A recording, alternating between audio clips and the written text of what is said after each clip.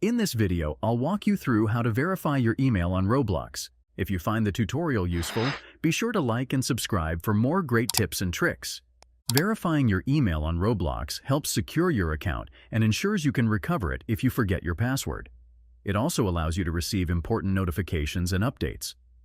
To begin, open the Roblox homepage on your laptop or PC.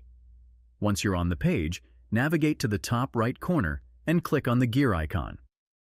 From the drop-down menu, select Settings. On the Settings page, you will find the Account Info tab, where your email address is listed along with the status Pending Verification. You'll see two options here. The first is Update Email, which allows you to change your email address if needed.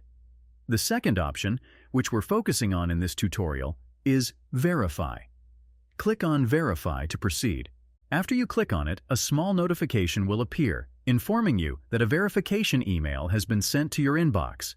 Now, open your email inbox and look for the email from Roblox. As shown on the screen, I've received an email from Roblox with a button labeled Verify Email.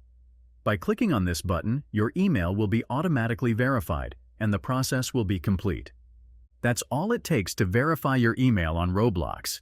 If you like this video, make sure to subscribe for more tips and tricks. Thanks for watching.